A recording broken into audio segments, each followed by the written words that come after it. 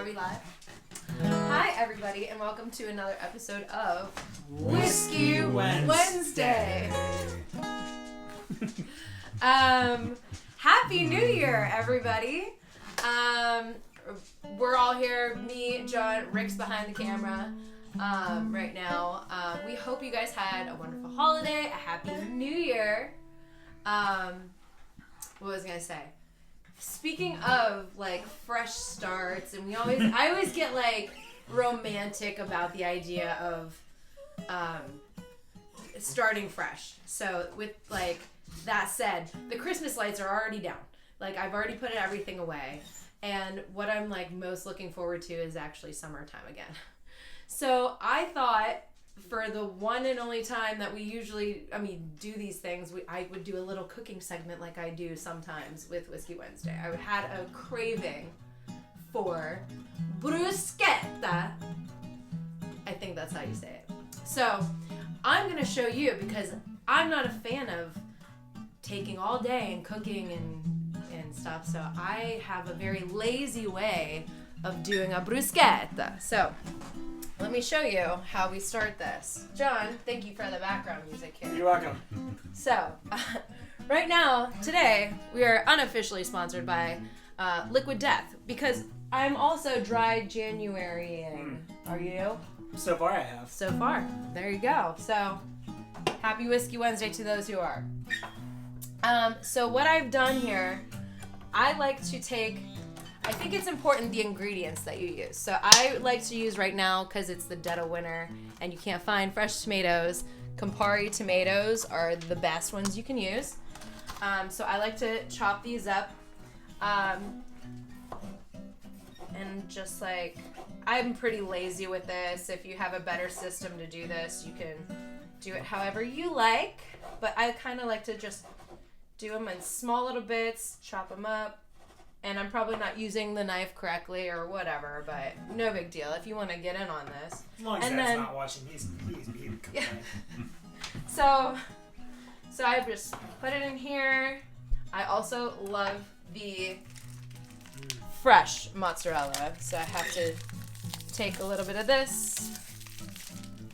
And I like to put this in usually right before I serve it. So let's say if you wanted to make bruschetta at home, that's probably the last thing you should do, so maybe we'll skip that part for now. But my favorite thing is basil paste, because you can't find fresh basil anywhere. You're not growing it. I do have an herb garden. Check out my Arrow garden. That's making some salad greens, some herbs, so I will have fresh basil soon enough in a few weeks.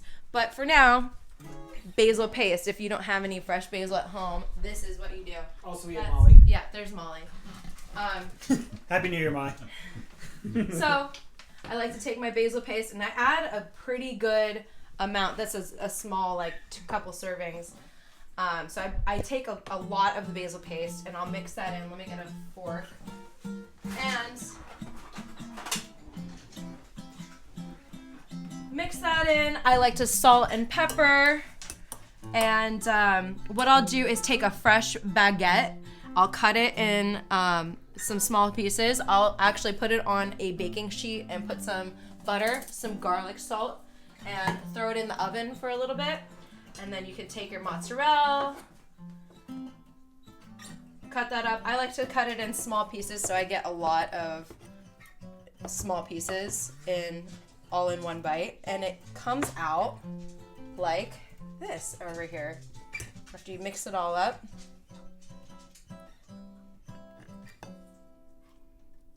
Ta-da! And now you have a summertime treat in the middle of winter. It's so easy.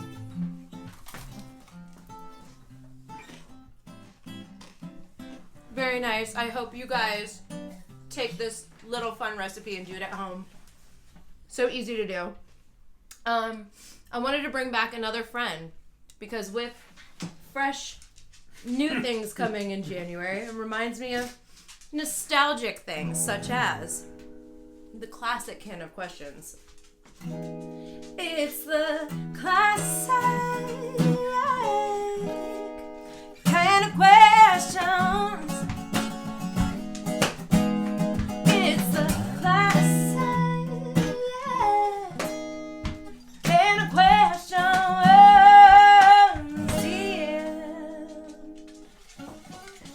right, John. Well, here we go. I'll pick this one out for you. Okay.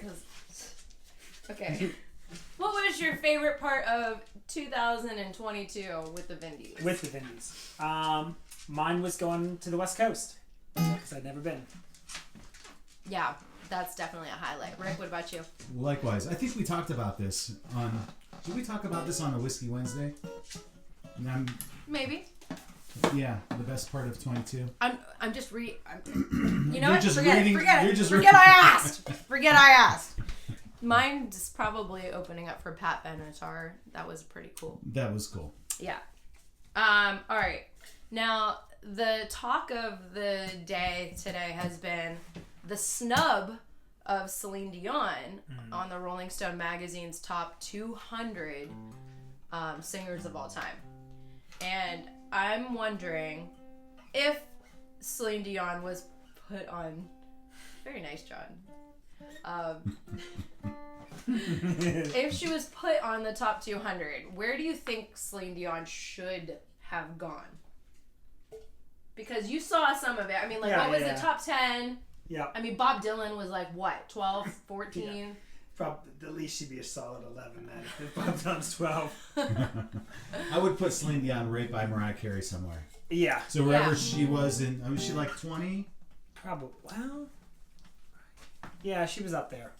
She was on that first part of that list. Yeah. So I would She's put her definitely right around there. bottom 100 at least. For sure.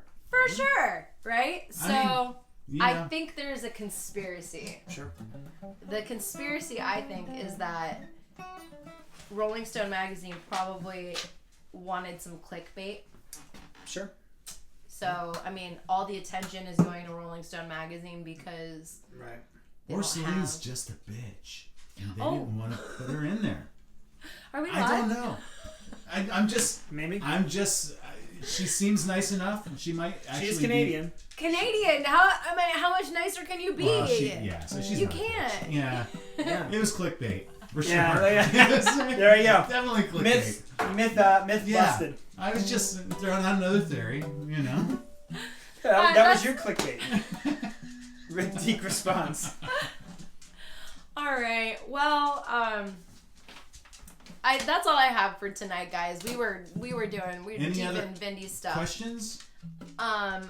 No, I don't. I only had the two. You said, "Hurry up! I have to go. I gotta go to bed." That's what you said. So thanks, guys, for watching Whiskey Wednesday, and we will have more for you this coming January and February for Whiskey Wednesday. So stay tuned. We'll see you soon. Bye.